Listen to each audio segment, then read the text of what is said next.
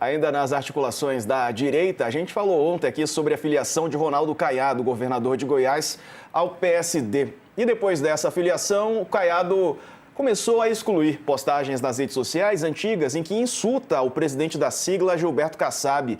Essas postagens foram resgatadas. Ontem até a gente perguntou aqui para o Kassab sobre isso. Elas não constam mais no perfil do Caiado. Em 2015, Caiado chamou Kassab de cafetão do Planalto em um post no X. Na época, o governador de Goiás era senador pelo extinto Democratas e o paulista, ministro das cidades do governo Dilma Rousseff. O então parlamentar se irritou com as notícias de que o então ministro estaria negociando a migração de políticos de vários partidos para uma nova sigla que o Kassab planejava criar naquela época. Citou que o político paulista, o Kassab, já havia adotado a mesma estratégia quando criou o PSD em 2011. Ele disse: Kassab é o cafetão do Planalto. Agiu assim com o PSD e agora com o PL. Agora, né, depois que ele entrou, melhor dizendo, no PSD, resolveu apagar essas postagens. Numa outra, ele disse que Kassab era um homem sem posição, de caráter líquido, que se molda ao formato do poder. Ele também falou que em toda a vida sempre viu os traíras caírem. Pode demorar, mas a justiça do povo é a melhor resposta, Kassab. Postagem de 2015. Ontem aqui eu perguntei ao Gilberto Kassab sobre essas postagens, se causaram algum constrangimento para a filiação do Caiado ao PSD. Vamos relembrar o que ele disse. O Caiado é um grande amigo há muitos anos. Nós fomos deputados federais juntos. Na eleição de presidente da República em 1989, quando eu fui um dos coordenadores da campanha do AFIF, o Caiado foi candidato a presidente da República. Já naquela época, eu já mantive uma excelente relação com o Caiado. Depois fomos excelentes companheiros no partido. Esse momento você tem que analisar no contexto. Nós estávamos num enfrentamento onde o PSD estava se consolidando com muita rapidez, onde o DEM vivia uma série de conflitos e muitas lideranças do DEM deixando o partido, não é? Haja vista, é importante você lembrar, Diego, que o próprio fundador do DEM, que antes era o PFL, Jorge Borhausen, por conta da crise, saiu do partido. Veja, o Jorge Borhausen saiu. Então, havia muito estresse nessas relações de quem saía, de quem entrava.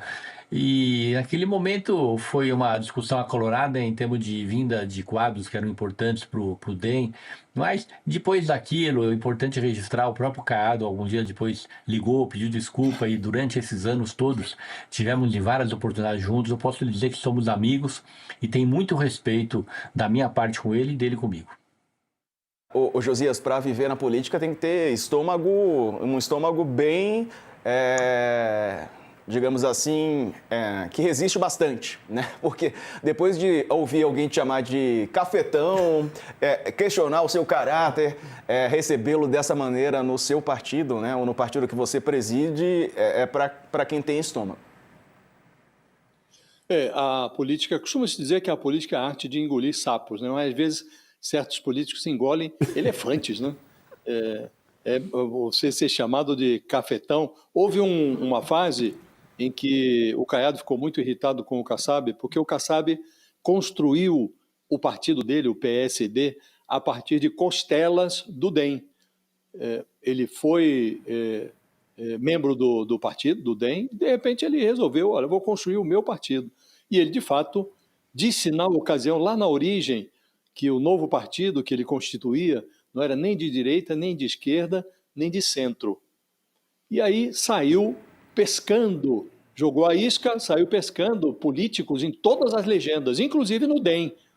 E esse movimento do Kassab está na origem, na gênese do processo de definhamento que levou à extinção do DEM. O DEM se uniu ao PSL e virou União Brasil, que é agora parte de uma federação com o PP. Então perdeu densidade, perdeu identidade, perdeu o controle da legenda. A legenda era antes controlada por Jorge Borhausen, pelo ACM Neto, um líder político da Bahia, e caiu nas mãos do Centrão ali, do União Brasil, perdeu tudo de que dispunha. Então, nesse processo, nessa origem da decomposição do DEM, o Caiado ficou muitíssimo irritado com o Kassab. Por isso o chamou de cafetão, porque cafetão, nessa conjuntura, era um eufemismo para a prostituição que levou à cooptação de políticos sem espinha dorsal, sem compromisso ideológico, sem compromisso senão com os seus próprios interesses, a migrar, deixaram os seus partidos, inclusive o DEM, que se orgulhava de ser um partido ideologicamente rígido, perdeu lá os seus quadros, foi perdendo, foi definhando, até sumir, né? Então, daí vem a irritabilidade do Ronaldo Caiado. E agora, de repente, o Caiado viu-se bloqueado no União Brasil e teve que recorrer ao Kassab e foi recebido de braços abertos. Todo político, em algum momento, por mais hábil que seja, Diego, acaba cometendo alguma sinceridade, né? Então, lá atrás, o Caiado chamou o Kassab de cafetão e outras cocitas más, e agora ele se sente ele sente a conveniência, mais conveniente para ele se aproximar do Kassab, abrir os braços, chamar de amigo, apagar as antigas postagens e esconder o elefante. Só que nesse caso aqui, apagar a postagem corresponde a esconder o elefante deixando o rabo de fora, né? Porque todo mundo já viu, todo mundo já explorou, já estava no noticiário, o Kassab já foi questionado sobre as postagens, então ficaria menos feio se o Caiado deixasse lá as postagens, porque faz parte da história. Foi um momento que ele viveu na sua trajetória política. Apagar fica feio, né? Apagar é mais feio do que esquecer o que disse, né? Mas é assim, a política é assim, as brigas são sucedidas de processos de paz que constrangem, né? Os dois lados, né? Quem foi xingado e quem xingou, né? Mas assim é a política, infelizmente. Pois é, e agora me perdoem os ouvidos mais sensíveis, mas a língua é o chicote da bunda, né, Ronilson? Porque o Caiado, ele chamou o Kassab de cafetão e hoje ele está no time do Kassab. Não só isso, né, que o Kassab era um traíra que se acomodava à situação por vantagens políticas. Eis-me aqui, né, agora. E, pois é, essa arte da política realmente... E eu achei interessante que o Caiado, né, uma das suas declarações, né, no momento da filiação, ele disse, na entrevista, disse que estava indo para o PSD com um total desprendimento. Então é isso, talvez ele se desprendeu das postagens, entendeu? Se desprendeu de todas as ofensas e foi viver um mundo novo. Agora, para além de todas, é quase caricatural, porque é uma caricatura, na entrevista do Kassab, que começa com essa frase de que nós sempre fomos amigos, deputado federal juntos, etc. Essa arte da dissimulação é incrível.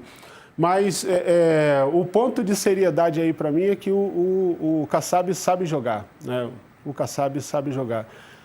O Kassab realmente tem um projeto aí em curso, né, montando um cache de presidenciáveis considerável, muito provavelmente não para esse ano com força suficiente, mas olhando um projeto de futuro, porque todo mundo se faz essa pergunta, né?